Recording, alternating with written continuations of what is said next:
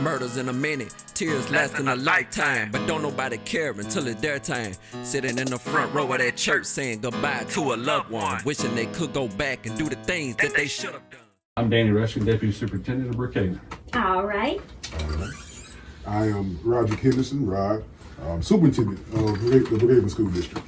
All right, y'all. So, with these shows, we all believe Don't Be a Wimpy Christian, Let's Rap with Chris James, that are now all on the station. You all are going to get to know Orionna and Kris Coleman.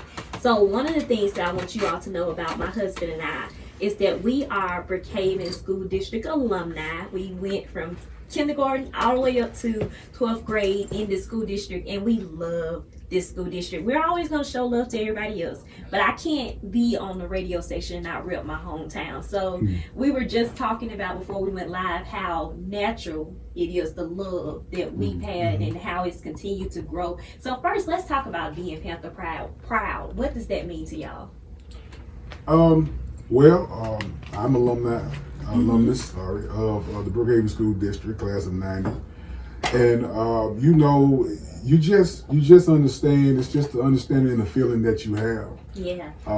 Coming through, and it goes way back, dates back over the years as to where we just basically had those mics teachers, turn up loud enough for them. administrators, and coaches, Her mic in employees, period, that really cared for the well-being of our students. Exactly. The community itself actually cared for the well-being of the school district in itself, and I just think those are some of the keys that you have to make a successful school district. And to be able to sustain that for as many years as we have, I think that says a lot. Exactly. And that's one of my main goals, is to be able to sustain it, and not only sustain it, but to build on it. Exactly. So I know exactly what you're talking about. The foundation is solid, and all we can do is build on it. But Dr. Rushing, he's not originally an over Panther, but you definitely became one. We've adopted you, but talk about what that means to be a absolutely. Panther. Well, for the past 8 years, I have worked for the Brookhaven School District. During those years, I was brought into the family of Brookhaven School District just year after year. And that as this is my 25th year in education, and I've been in 6 different school districts during my career. Yeah. And when I came to Brookhaven, you could feel the love, you could feel the pride, you could feel how much everyone in the community, regardless of whatever part of the side of the street they were on, or wherever their background was, everyone had a common denominator, and that was a love and respect and an incredible pride of the school district, of the Brookhaven School District, to be Old Brook, to be a Brookhaven Panther.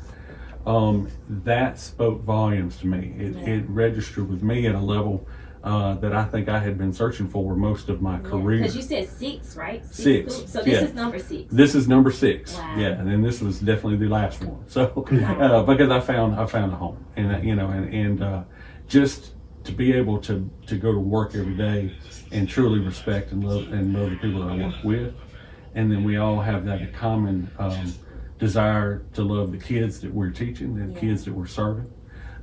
We have a vested interest in seeing them be successful, just like you and your husband.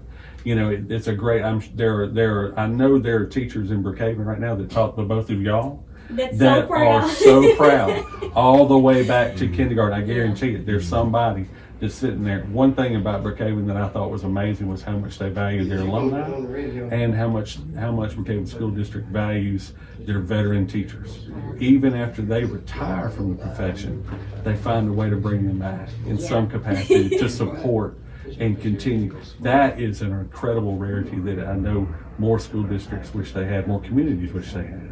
And so that is what really resonated to me so much, that finally got my wife involved. And we got my wife, and she's the high school counselor, and she's starting her 3rd year as a high school counselor. And we have actually moved to Brookhaven, which was something we've always wanted to do, or something I've wanted to do, and God brought it to fruition this year.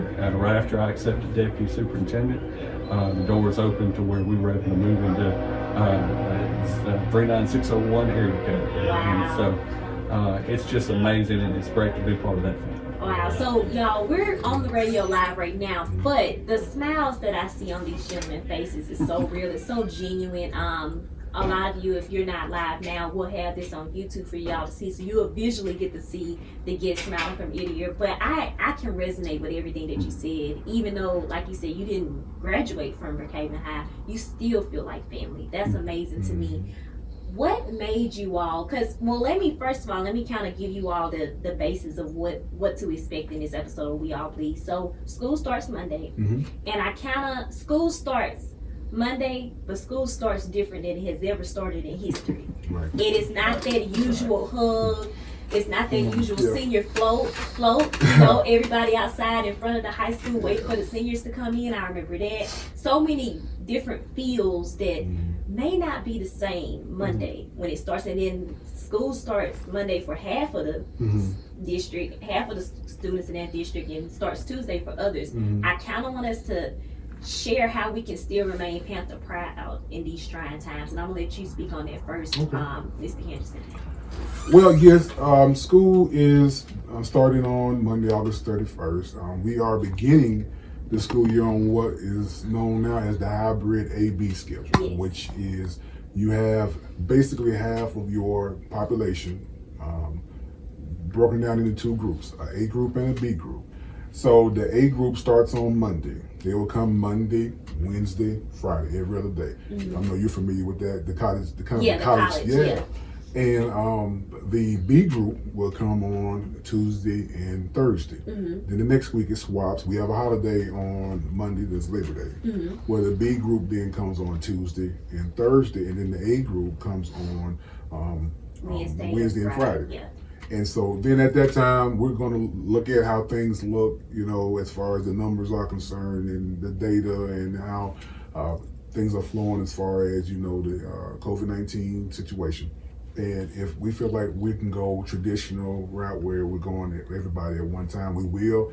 If there's a need to continue the hybrid, we'll do that also. There's nothing ordinary about this year. And what I want to try to get our students, and I think our students are resilient, and I think they will be able to adjust.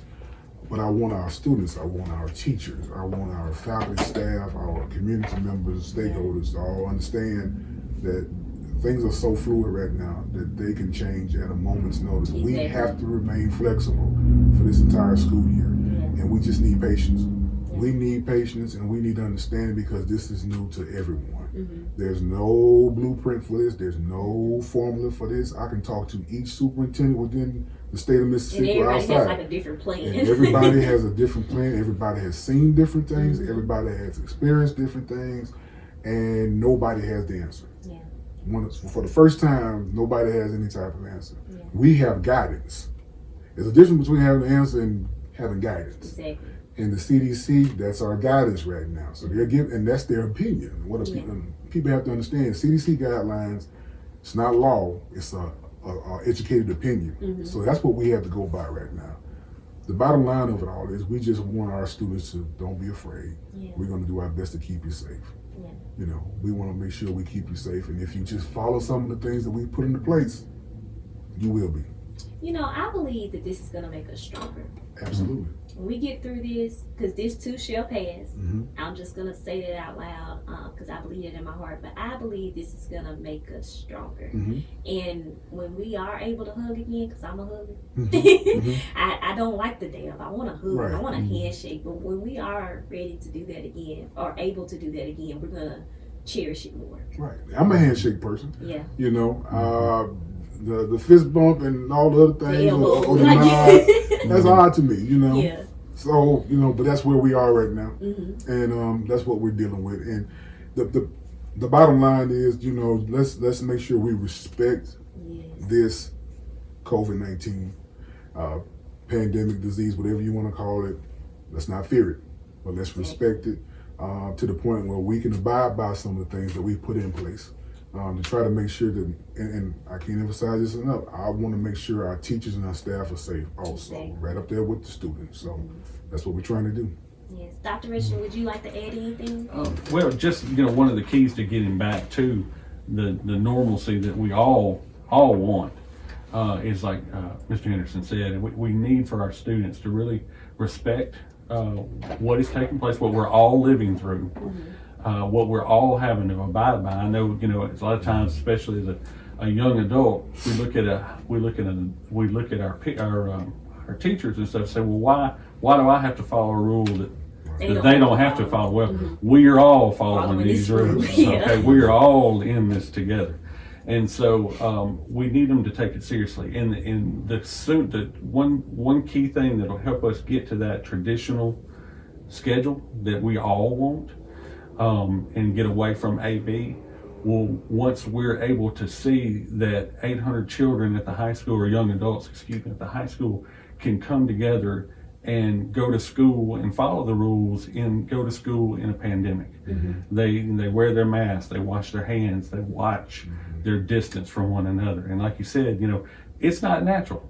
It is not natural, especially when we live in the South. We want to be affectionate. We want to shake hands. That's the way we were taught to respect the other human being that we're in contact with. And so it's very unnatural to do some of the things that we have to do. But if we'll continue to be diligent in doing these things, if students will help each other, hold each other accountable, then the sooner we'll feel confident to say, okay, now we can bring all 800 Panthers together at the high school at one time. And that's what we want to do. That's what we want to do. So be patient with us as we start this hybrid schedule. I do have to say one caveat. We don't control senior float. I want to say that right there. That is a long. That's a lot. We may have an opinion about it, and we ask that everyone be safe. But if that takes place, we understand that tradition. But we don't control that. That is something that the seniors and parents do. So we haven't called the shots on that one. All right. So if that happens Monday, we just ask that whatever we do ask seniors to do at that point, that they abide by what Ms. Walker, the principal, is asking them to do. Is a certain group will come into the school and a certain group would have to go home and come to school the next day. You know, at least for 2 weeks. Gotcha. In my head, I was like, well, they're just gonna do it twice. You know, they may. They haven't told us what they're planning. A will be on the float. You know, Monday, and B will be on the float Tuesday. I wouldn't be surprised. Don't do it twice. Be the first time in history, but you know, it's the first time for everything. Oh yeah, this is gonna be a year first. Now, by me and my wife, you know, being Brookhaven High alumni, I know I have the question is, how did this new schedule affect the extracurricular activities, which will be the athletes, the band members, the debate teams and stuff like that? How does it affect them? Well, and one thing that I really try to do, amidst of a time that's not normal, was just to try to keep things as normal as possible. So, you know, we are continuing to allow those who are participating in extracurricular activities to do so. And to just touch on the athletics part of it, they are allowed to practice, you know, during the athletic period. You know, those who are on opposite days and things like that, they can come during their time. Okay. You know, and same thing with band and so on. So we're not just saying they can't participate. You know, we're trying to make sure we keep that as normal as possible. So the participation continues. You know. Numbers wise, we don't have, we're a little low, you know, numbers wise, because yes, we also have, you know, those who have opted, you know, to not participate this year, and that's understandable. You just have to respect that, you know, and I think so far though, everything is going well. The coaches have done a great job as far as, you know, following the guidelines that have been set. Was able to watch basketball team this summer.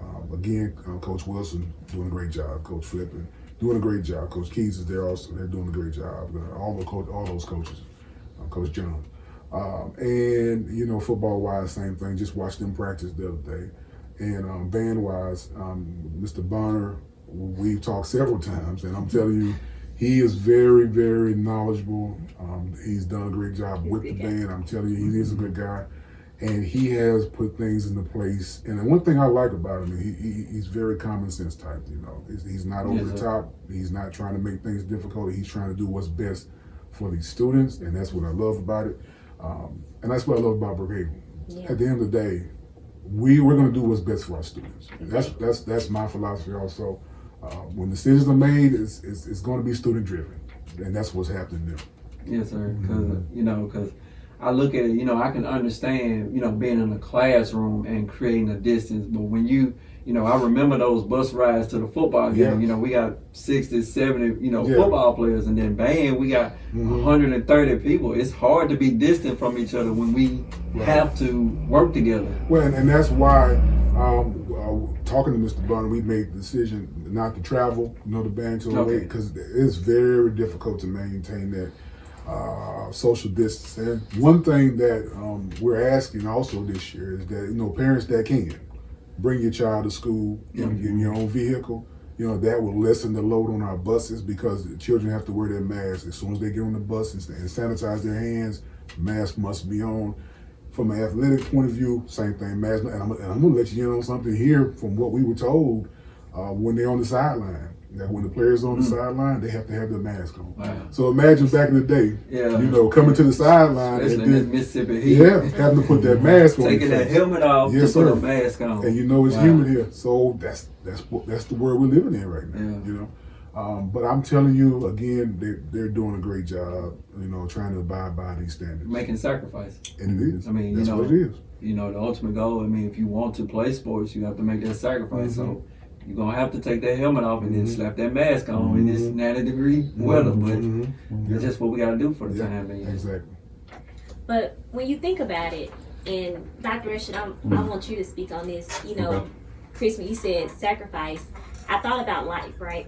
Because even back when you want to play sports, you got to make certain grades. Absolutely. So you got to sacrifice your social time to study, to get the grades. You got to sacrifice maybe time with your family to go to the different band competitions. Like, life is a sacrifice. You're going to choose one over the other to get where you want to go. So I'm pretty sure you all can recall some times that you've had to make some sacrifices to get where you are today. And I just feel led to ask you to speak on it about sacrifice. Sacrifice. Well, we can just a little bit of my history with Brookhaven. So when I took the position in Brookhaven 8 years ago, I lived here in Pike County. I lived in Magnolia.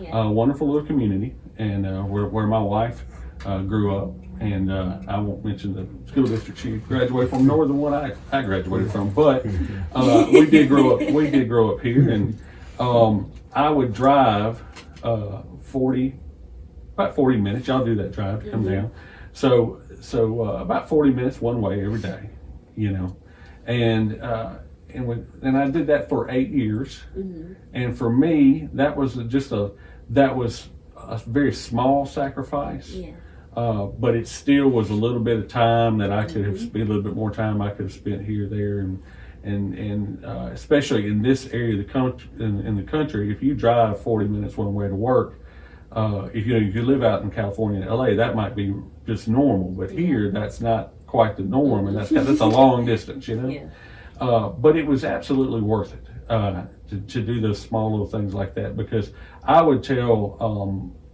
new employees in the district every year that I drive through 4 school districts to get home. Wow. And what that means is, I would actually drive through 4 school districts to get to Brookhaven. And I knew 8 years ago that God called me to Brookhaven. Wow. I didn't know what for, outside of just doing my job that was handed before me. But I felt home. My family saw that I was just home, and in His timing, that sacrifice has definitely paid off or grown into a fruition of I feel like was more than just a job; it's a calling, And so sacrifices just strengthen us. They make us pay attention to what is true and what is real in life, and God doesn't ever ask us to handle more than we can take, or it doesn't put the load on us that's too overbearing, and He just wants us to take time to sacrifice just enough of what we want out of life, or what our goals are, or just sacrifice somewhat to follow His call. And when you follow His call, it's going to be more than what you ever dreamed of to begin with. Exactly. So sacrifice really is hard when you understand sacrifice from God's plan. Yes. You I know. love that perspective. I'm so glad I asked you about that. It just warmed my heart to hear your perspective. So you all, like both Mr. Henderson and Mr. Rushing has said, COVID is alive. COVID-19 is alive and well. The mask mandate is real. We have to do it. The schools have to do it. The faculty, the staff, the students have to do it. But did y'all just hear what he said about sacrifice? Like, that was really, really a great perspective. Dr. Henderson, you just commented a few moments ago about fear and that God didn't give us fear. So I kind of want you to expound on that a little bit because I feel like that's what's happening. It's just a lot of people are scared. They're living in fear. Right.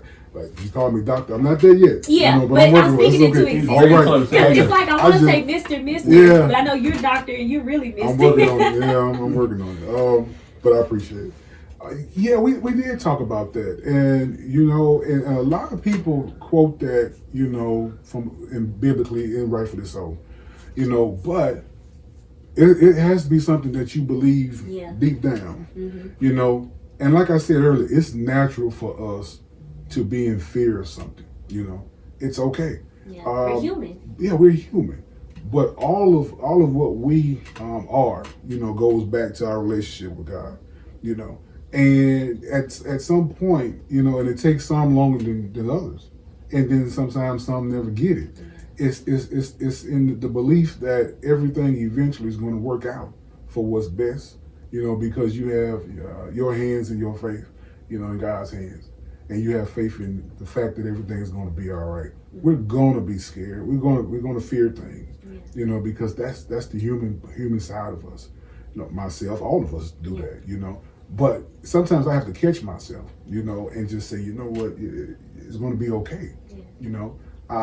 My desire is for everyone to be safe, in the district. I don't want one case. I don't want to receive that phone call that we have a case, that a teacher or a student or anybody. I don't want to hear that. I don't. And guess what? I'm going to trust and believe that we're not. But if we do, I'm not going to fear the fact that we do. We're going to face it head on.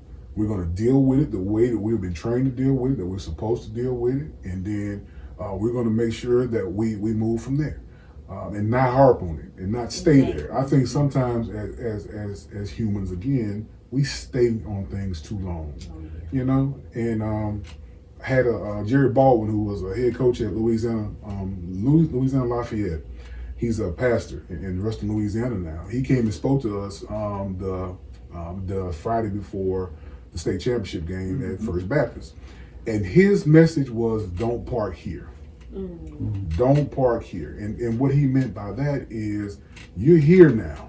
You've made it here now to this point, but don't park here. Don't stay here. Sometimes we tend to put the car in park and sit there and let it idle for a while. It's not time. It's not a time to do that. Don't park here. So we're here right now in this season, but we're not going to stay here. Exactly. We're not going to stay here. We're going to be able to look back on this, I just believe, and just have the faith that we're going to be able to look back on this eventually and say, you know what? That was an interesting time. Exactly. But we came through it better. Yeah. We're going to come through it better. And I think, again, talked about this earlier, we're going to be a better district for it. Oh, yeah. Because not just us. Right, I feel like it's going to make a lot of this time that we're in is a game changer. It's changing things, the way we look at things, the way we handle ourselves, the way we conduct business. I have never been on this many Zoom meetings in my life. Some people didn't know what Zoom was. I didn't. I was like, what is Zoom? That's back in the day, that was a TV show. Yeah. Zoom on PBS.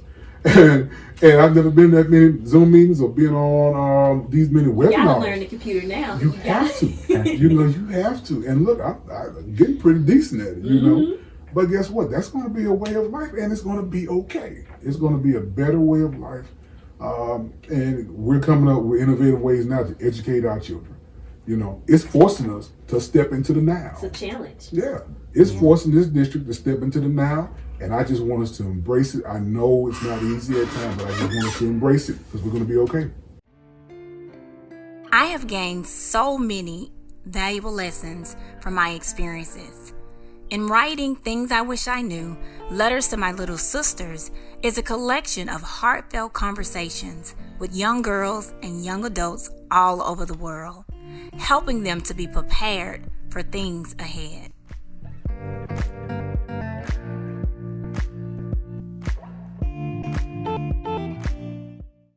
Yes, sir. I always call you Coach. That's all right. You're gonna always be Coach Henderson. I still answer to it.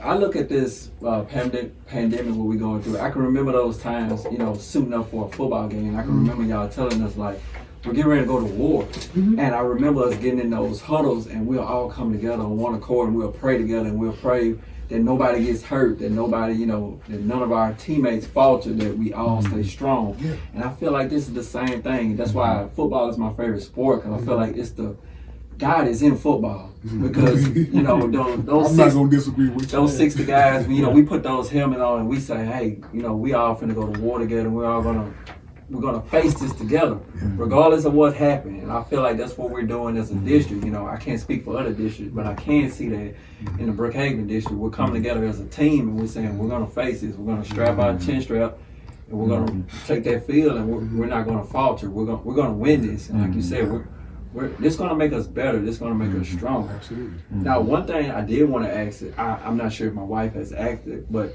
is the protocol for when students come to school is the same as like some businesses, they got to get their temperature checked every single day. So every day the students come to school. Well, yeah. Yeah, Dr. Rush, go ahead. Oh, that's fine. That's fine. As of right now, to start the year especially, everybody gets their temperature checked. He and I get our temperature checked every morning before we go in, and it's actually recorded that on this day, my temperature was 97.6, and so. That happens every day. There'll be protocols as far as the cafeteria, how the kids go to breakfast. In the morning they kind of pick up a grab and go, what we'll call grab and go. Where they go back to the classrooms. That's a little bit different. A lot of times, you can fill a cafeteria almost 300 kids at one time, depending on the size. And so, so like over at Martin, Mamie Martin's a great. You can put about 300 children in that cafeteria, and they're not going to be able to do that this year to start off with. And so they've got lunch and things like that take longer, Yes, sir. And so the day it's not been extended. We're still starting and stopping at the same time, but we do have to spend more time taking children, especially the little ones, taking children to the restroom or let them go to the cafeteria for lunch, because we have to stagger, because they as best they can have to socially distance and 6 feet apart, and have to wash their hands more often. I mean, I know last 3 years I was principal at Mamie Martin, and I know for a fact that they wash their hands and sanitize. Is nothing new to that school. We do it constantly, all the time, because of just germs, because of the same reason. Yes, sir. But they've even found that it's more frequency now.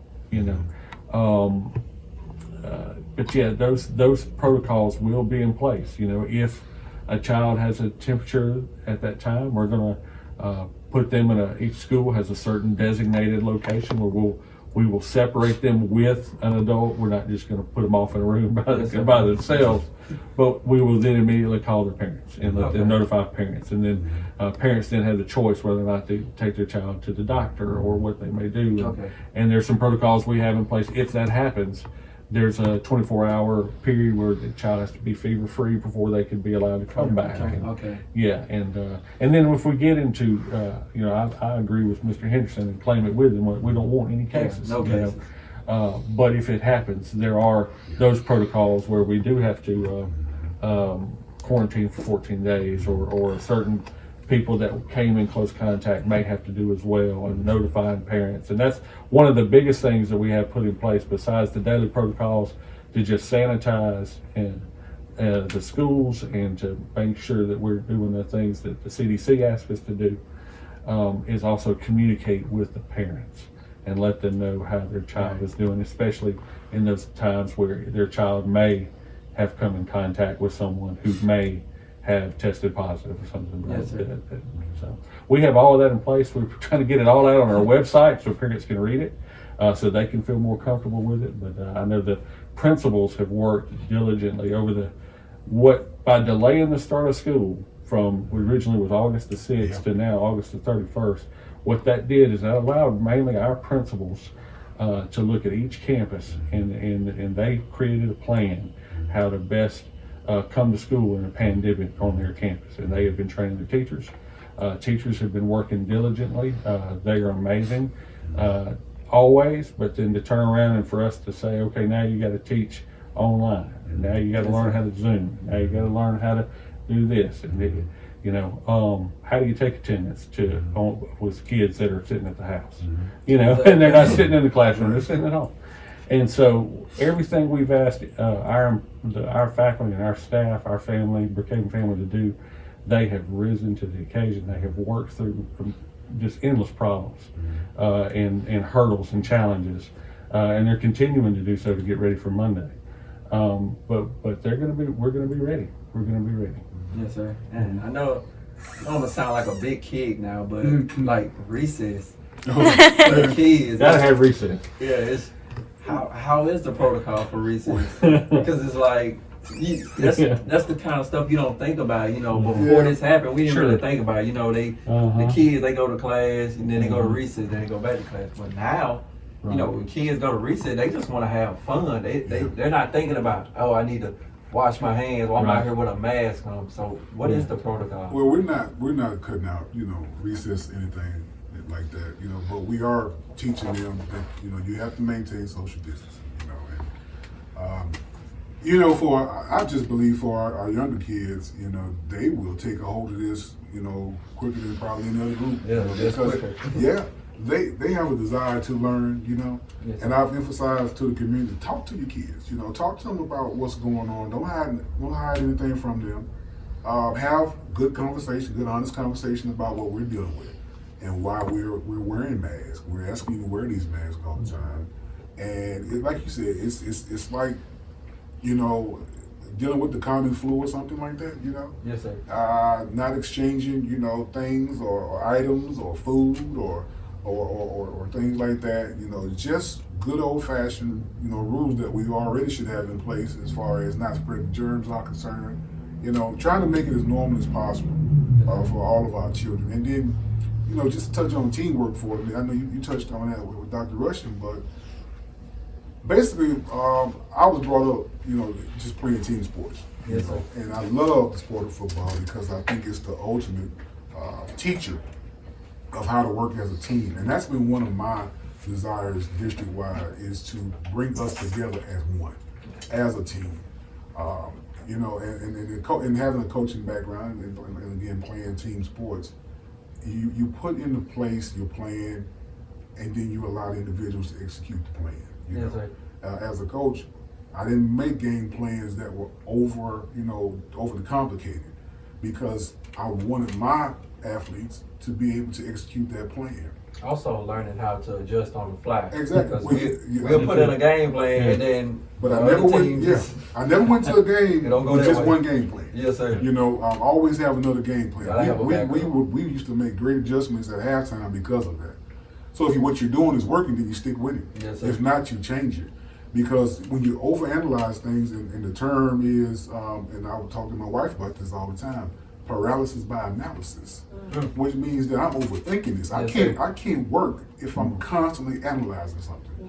So as an athlete, if I'm out there on the field thinking, I got to take this step, then I got to go here, then I got to go there, then when I finally get there, I got to do this. Yeah. You'll never make it. You're not going to react naturally. No. So I try to give individuals within the district, our principals, our directors, the leeway to do your job. Yes, sir.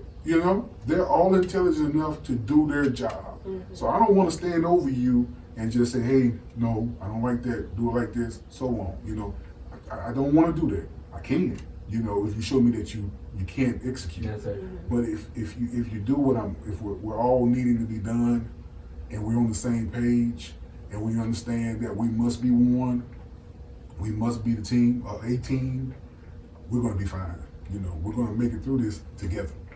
We will not make it through this as individuals. We got to have that trust in each other, just like Absolutely. football. I mean, the offensive coach got to trust that the defensive coach is going to do his job. You know, you can't go over there and tell him how to do his job. You got to focus on his, Right. you got to focus on yours, and when everybody come together in one collective group, Team. that's when you see the win come. Same page. As one. Speak the same language. Yes, sir. Mm-hmm.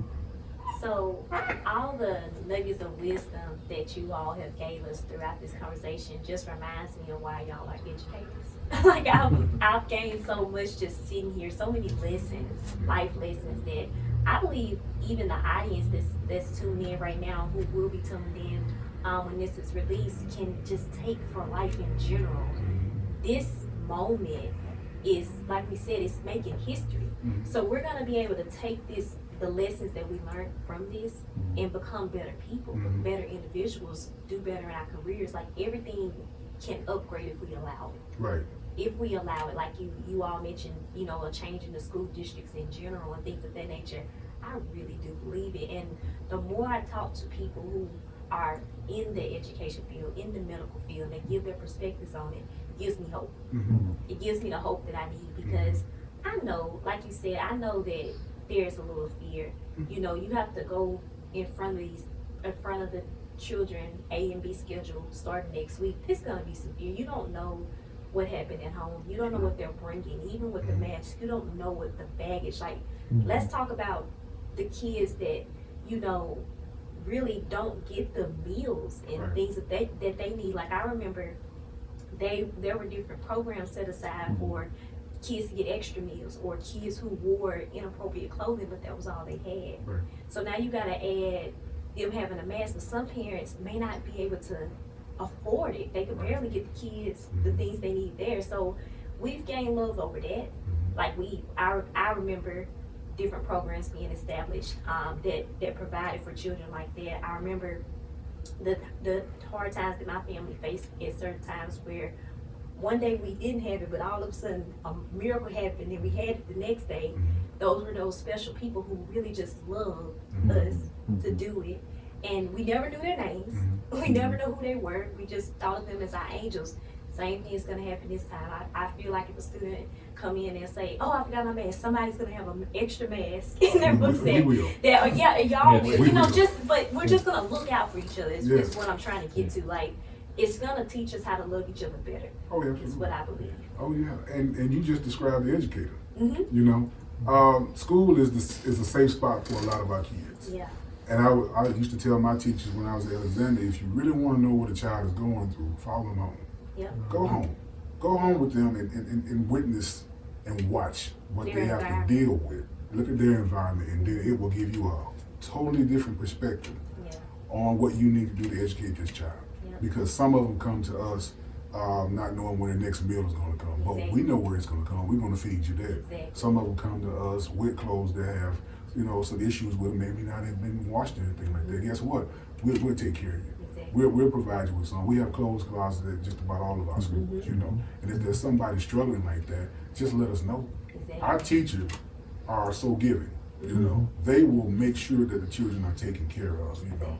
And we want to make sure during this time that the parents understand that we're going to do all that we can to keep our students safe. That's not going to change. Because y'all love them too. You know, just because those are your children, or, you know, you're the guardian, they're your children too. Well, you have to have a genuine love for children to be in this field. Exactly. If you don't, then you are miserable. Then you need to find another field to get into. I have no problem telling any staff member that.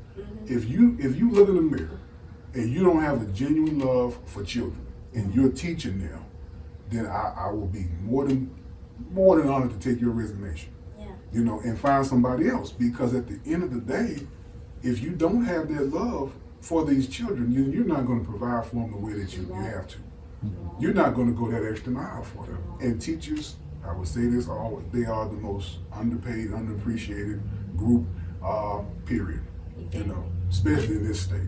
You know, especially in this state. I just looked at an article where we're dead last. We're number 51. I thought it was 50 states. I was supposed to say it's 50 states. I'm telling you, we're 51. And I looked at this, when I opened the article, I said 51. We can't even get in the top 50, you know? Lord. Yeah. And it's so hard to see that. And I think Louisiana was 39. So can we at least get up to where they are? You know, we're kind of neighbors. Like we're not that far from each other. Yeah, we're within driving distance, you know. Yeah. But that's a whole different radio show. Exactly, it is. So I'm not gonna start there because But it really you know, just to say upsets me. teachers, the teachers that are listening, the educators, administrators, superintendents that are listening, all the school districts, from the students to everyone in between, we appreciate you.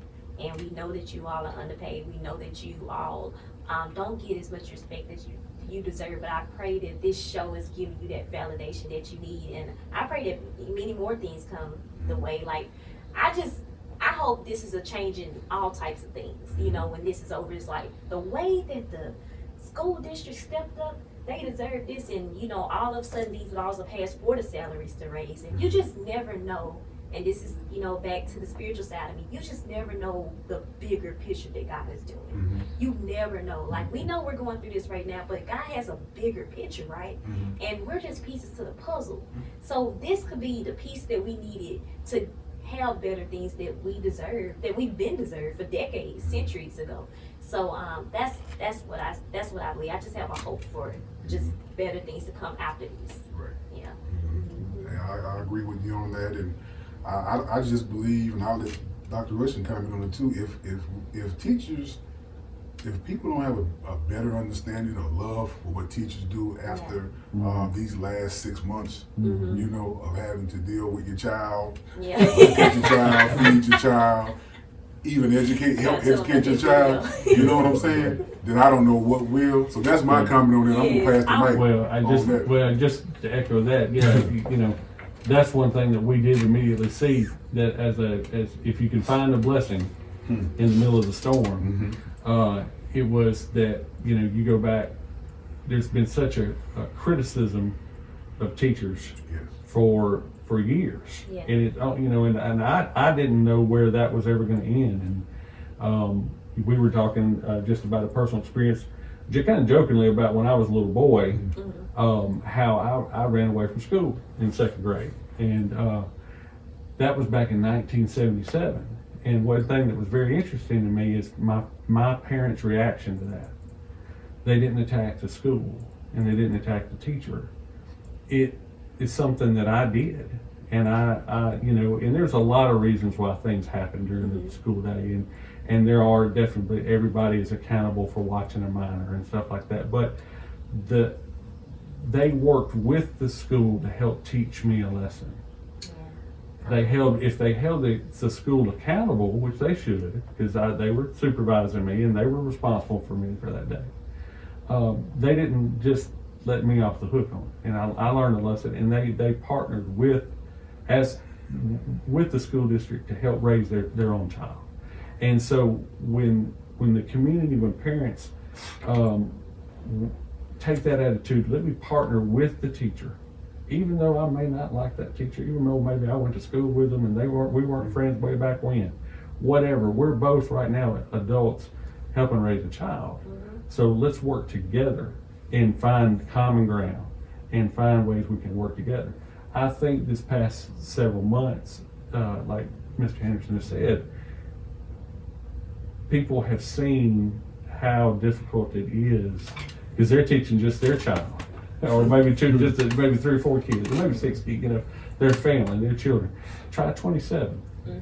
You know, the average class size for a kindergarten class in the state of Mississippi is 26 kids with a full-time assistant. That's 2 people. If it was 22, you could only have 1 person. But you look at all the way 5th grade all the way through high school. A teacher can have as many as a high school teacher can have as many as 33 children in the classroom at one time. 33 teenagers at one time. They can. We try not to do that to them, but occasionally they might hit 30 for a class or something of that nature. And they can teach up to, high school teachers can teach up to 150 children a day, and they do that day in, day out.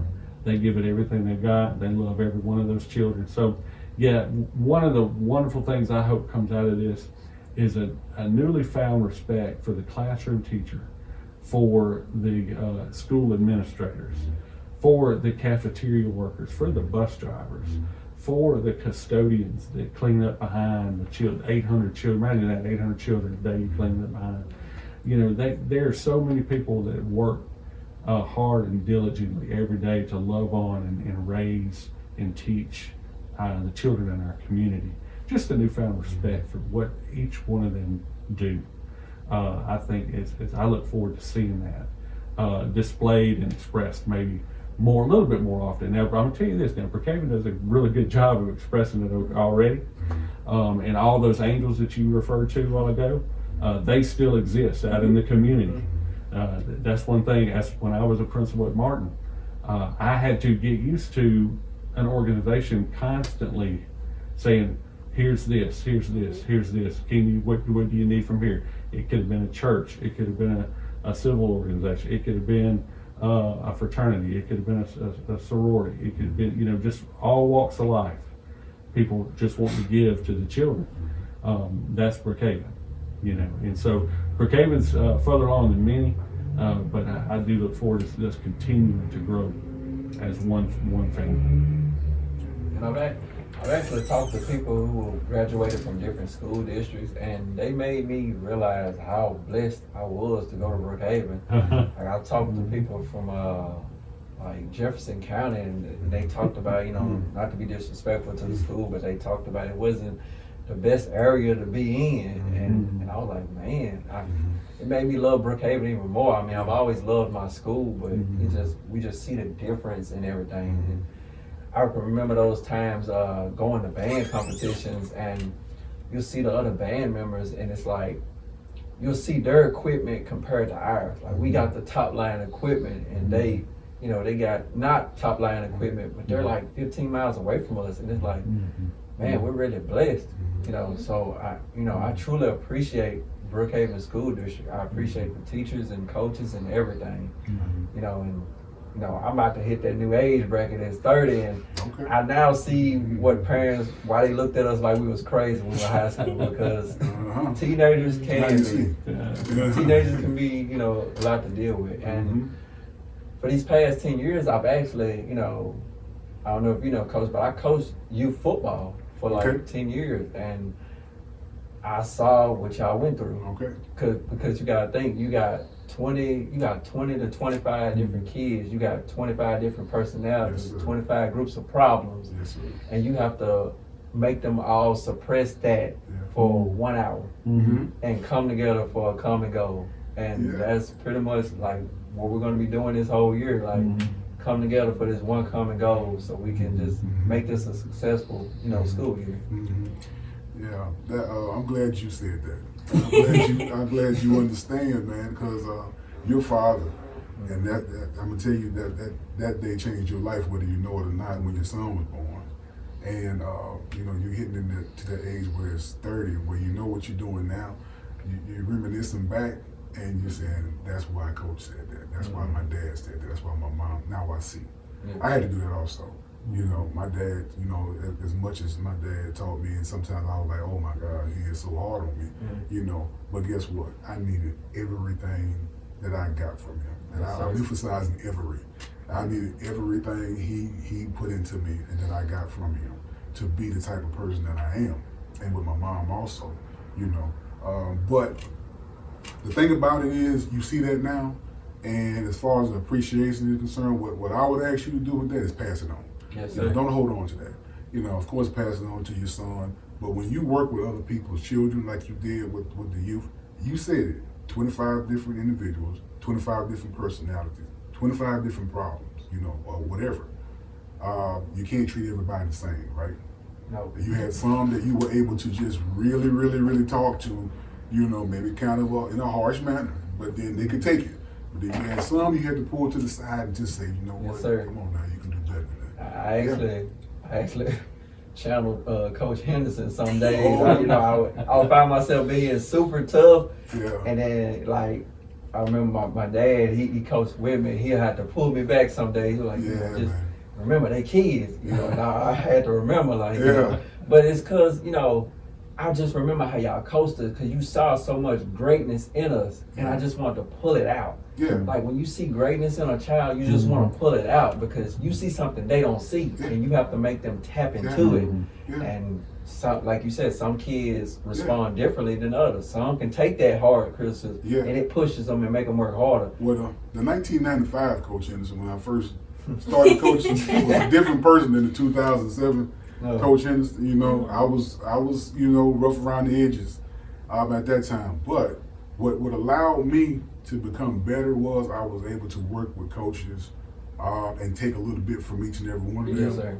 You know, and to be able to come to the point where I'm my own person as a coach and putting it together. It's like gumbo. Yes, sir. You put it all in the pot. It looks bad, you know, for a while. You don't know what you're going to get, but when you taste it, it's pretty good. You know, and you know that being able to do that and be around the different coaches and being able to take what I've learned here from high school.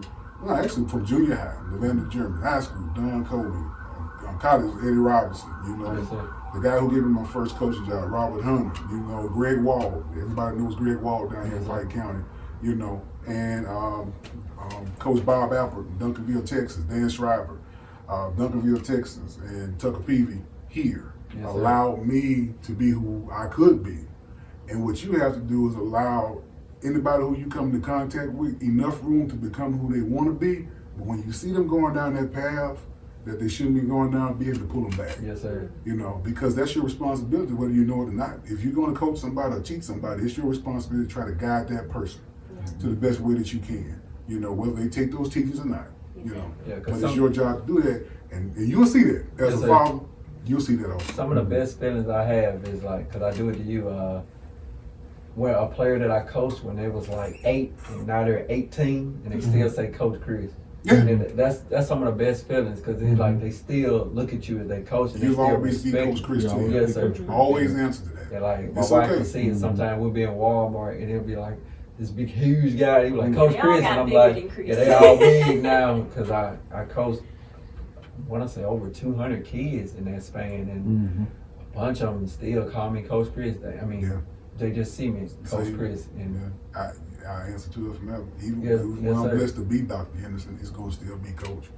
That's fine. And it made me feel like, you know, I did it right. I did it the right way because if they didn't respect me, you know, I wouldn't be coached in. I'd just be, you know, that dude that made them run and stuff like that. But we have memories of dudes that made us run. Yeah. But the lasting memories are of coaches. Yes, sir. You know, that did this for us and instilled in us different things and planted those seeds within us. Yes, sir. I was telling my wife this morning about at practice we used to have it where, you know, if you was missing some pads, you know, like if you missing a butt pad, Coach Bristol would walk around and, you know, pop you on your butt and see if you didn't have that pad, you was going to Coach Henderson after practice and it wasn't a good day. Coach Bristol took pleasure in those things. Yeah, you know, he had fun. But it was a matter of getting you know, to develop and I know that may sound crazy, but let's say you go out there without your butt pad, then you get hit in that area and you break your tailbone. Well, it was more to it than that. It was about instilling responsibility. Because what we would also do, and Coach Bristol did this, we would check the bathroom before you went out there on the field every time. And we took pleasure in finding a stall that somebody did not flush to come on.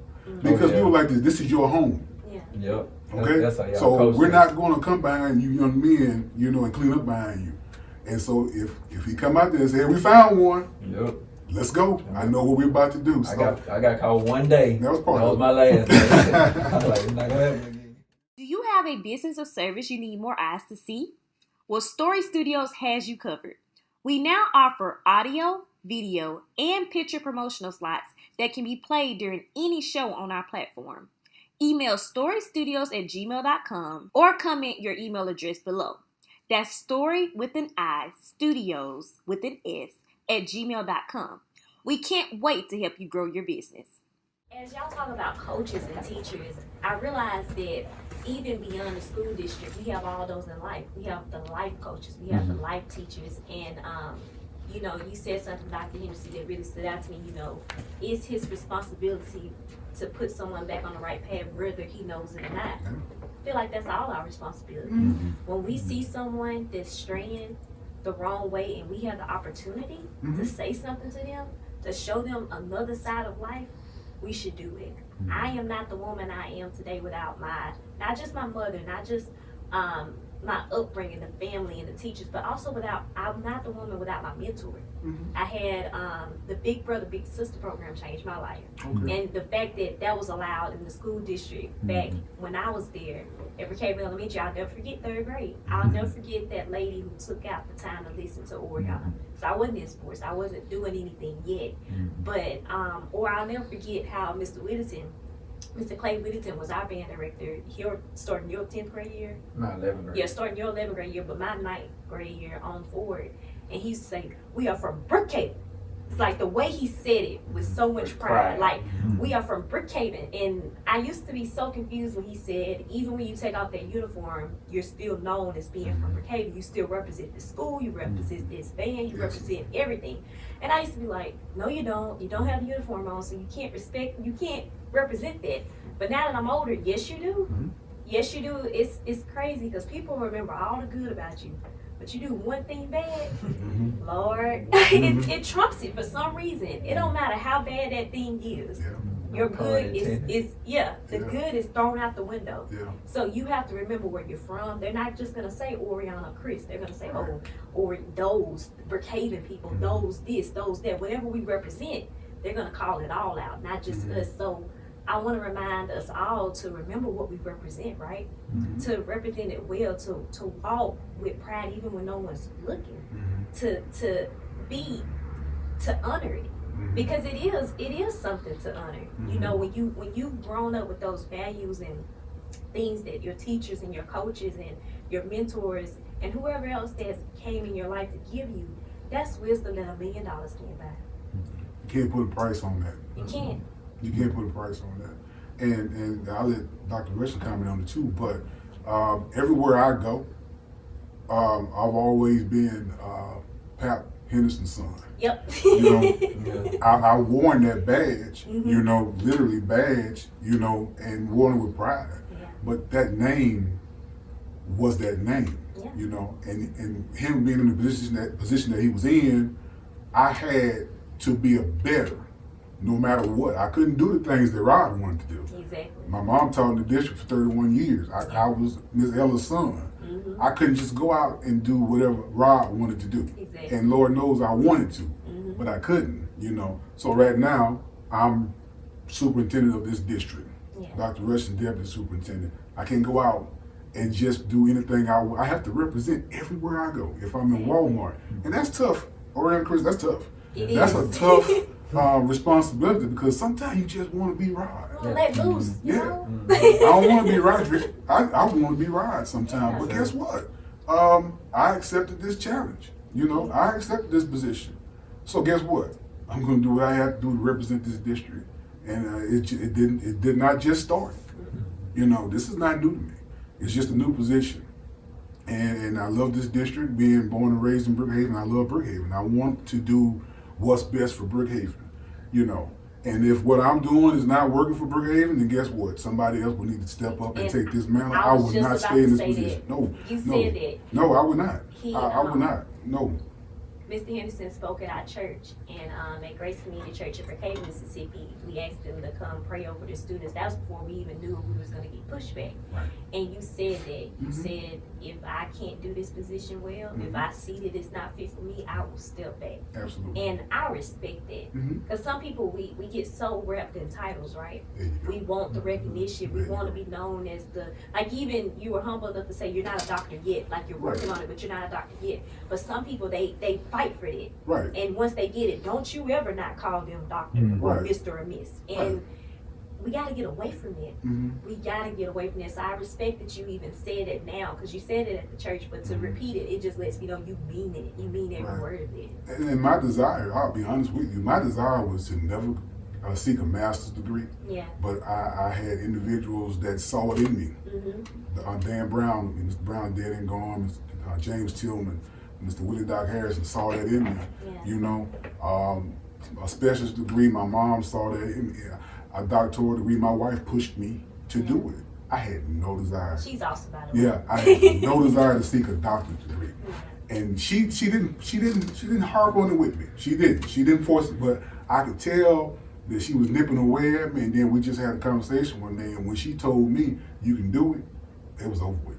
Wow. That's all I need to hear, that I could do it. I said, well, guess what? Let's go ahead and jump out there.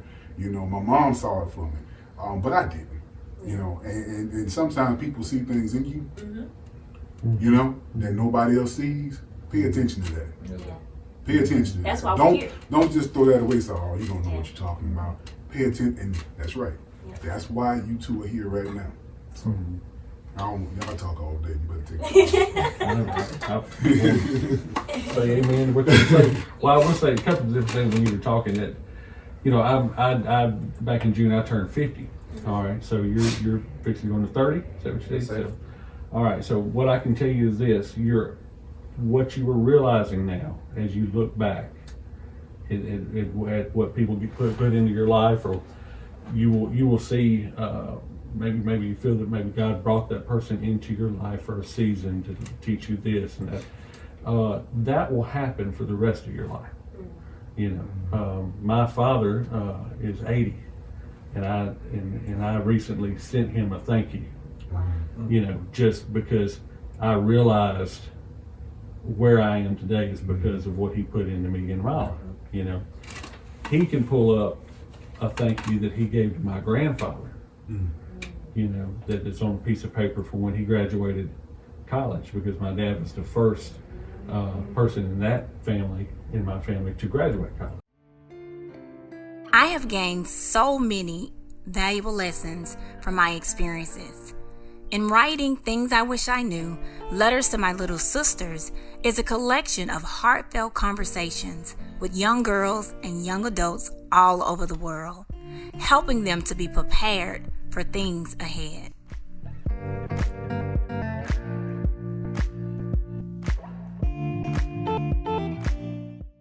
Now, as you get older, that God's going to bring you, you're going to be brought into their lives to impart the wisdom that you have learned to help them move forward. And this, I don't know if this will sound weird or not, but I'm kind of excited for those moments, because I know what it can do if they take heed of it. I know, like, I've already had certain opportunities, but I'm only 26, so I know many will come.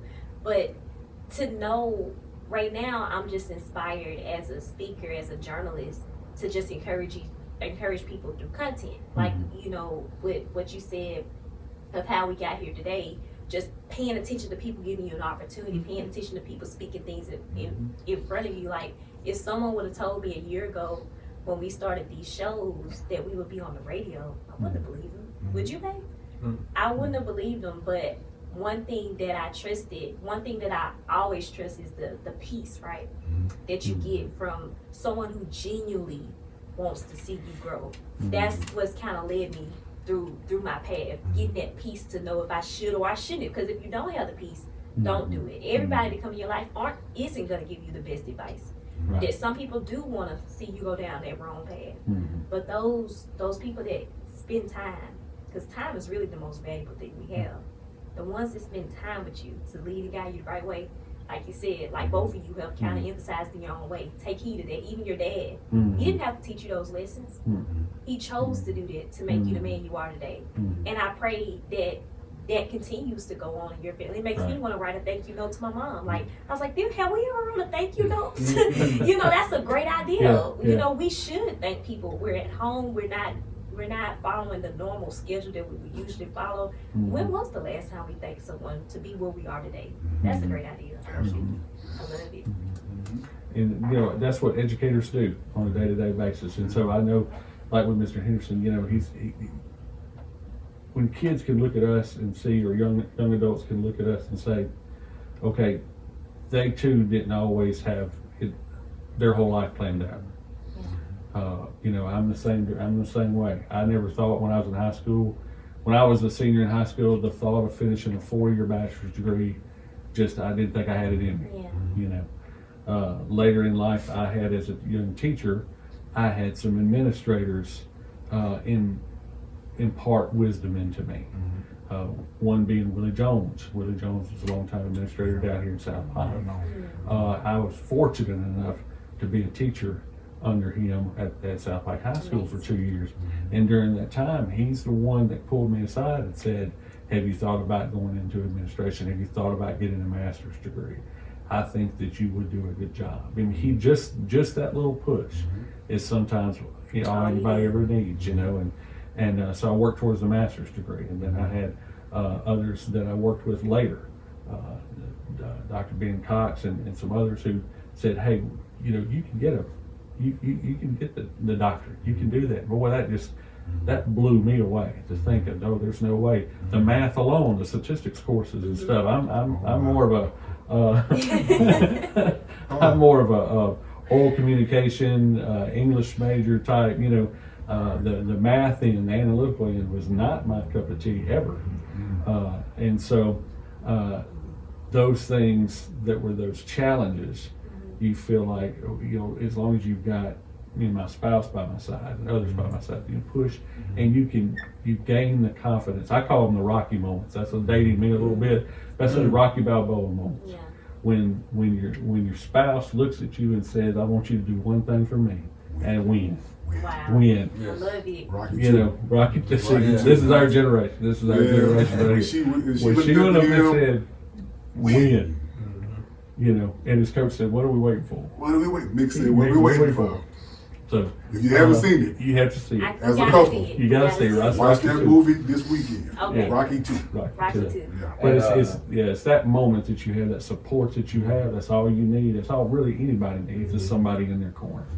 I hope our students see that, because I know our teachers in their corner. I know we talk to our principals every day.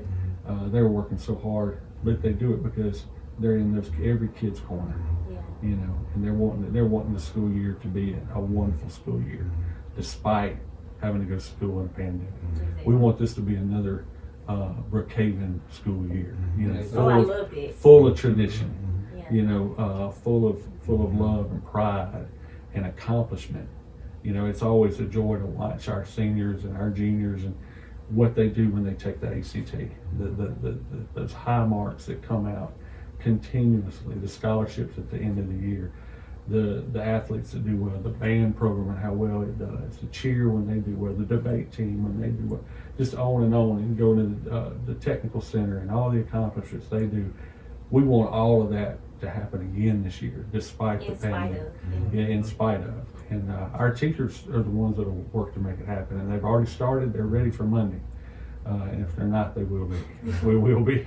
Ain't nothing like having that old Brook pride.